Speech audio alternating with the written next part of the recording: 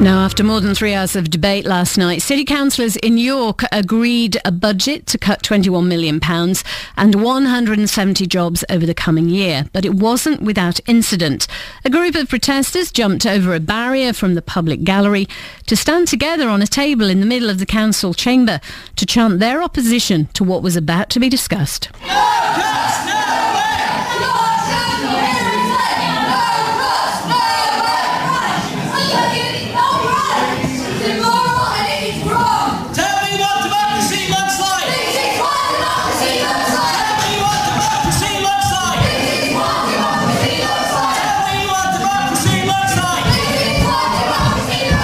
And so it went on for about 5 minutes before police brought the protest to an end and escorted the group out of the building.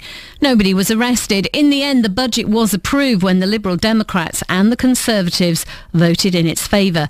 It was opposed by Labour and the Greens.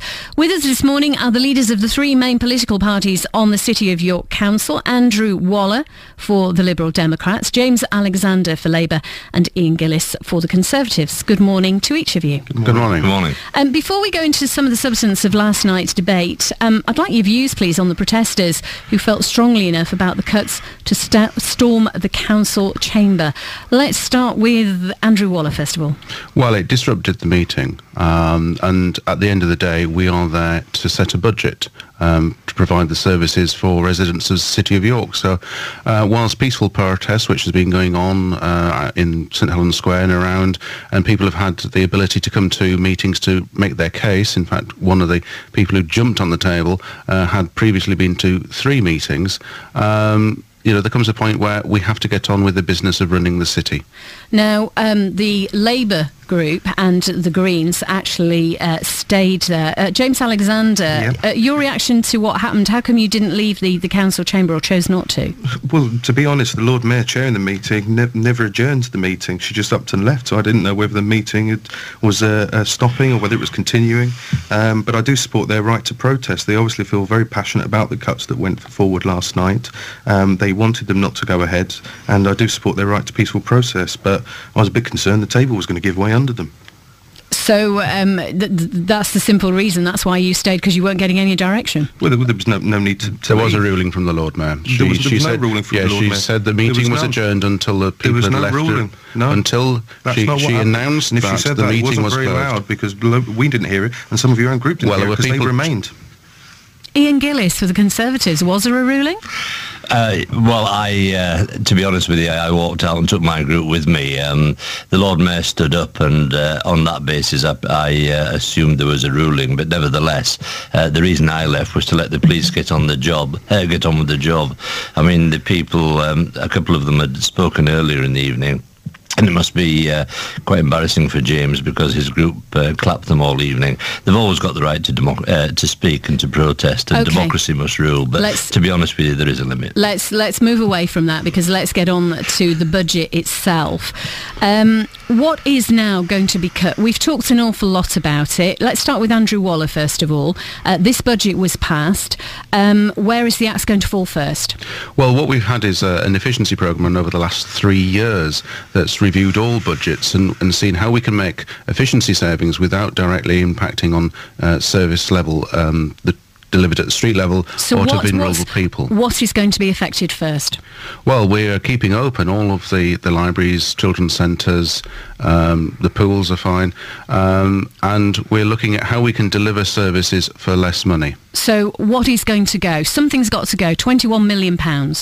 Well, what we've looked at is, as I say, a whole range of budgets. There's ways in which we can deliver the same services for less money, and that's what we took last night. We took a number of efficiencies where budgets have not spent the full amount, and therefore we've taken the cash savings.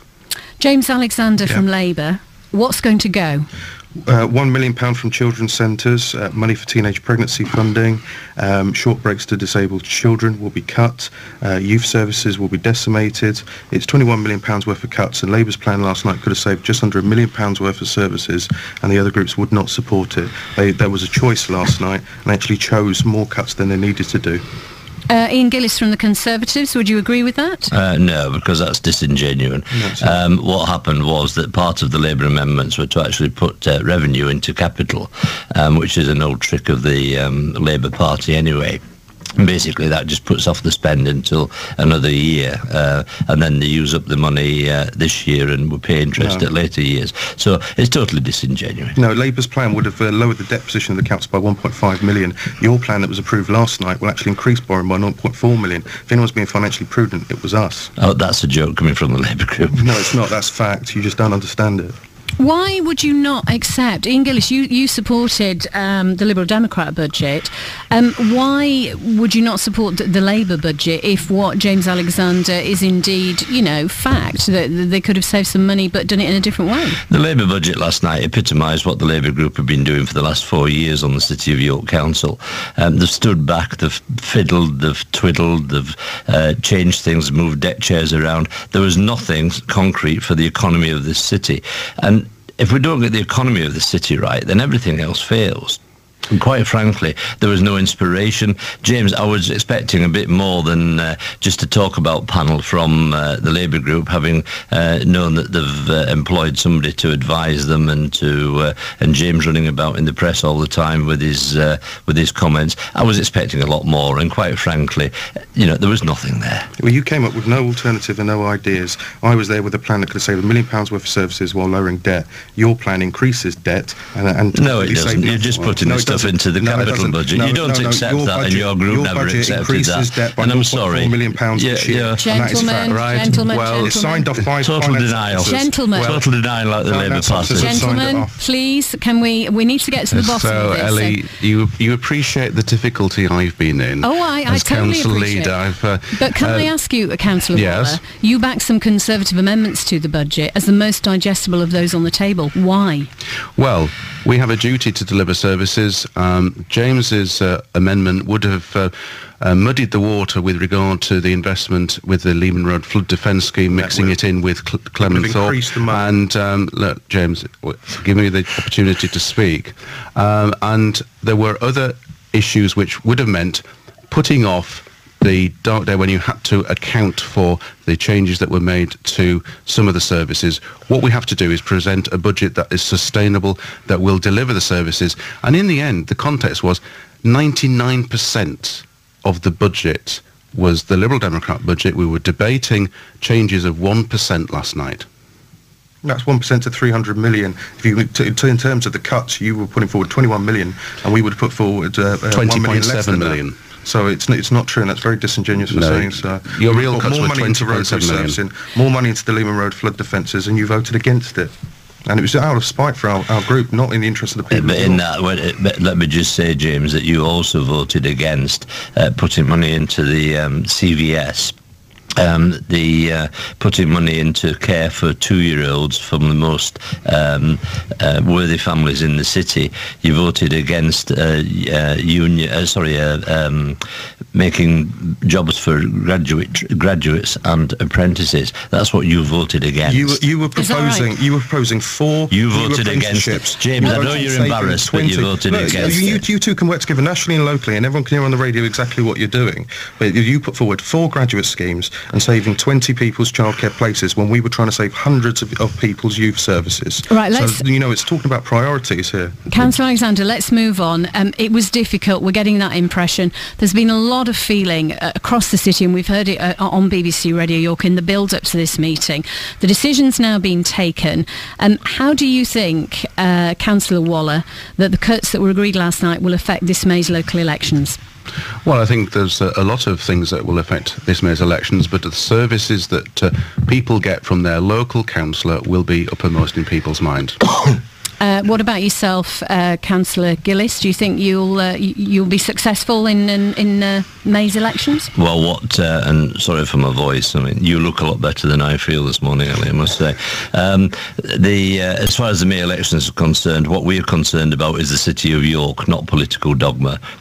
And what we will be asking people to do is to support us to make a better future, to keep the streets clean, to make them safe, to get a good education for our children. That's what we'll be fighting for in the May elections. Okay, and hopefully I don't think people will agree with you listening this morning that these £21 million of cuts will go ahead, but it is up to people to respond listening. And Councillor Alexander, how do you think? Do you see this as an opportunity that if people object to the budget, that actually you might be back in favour again?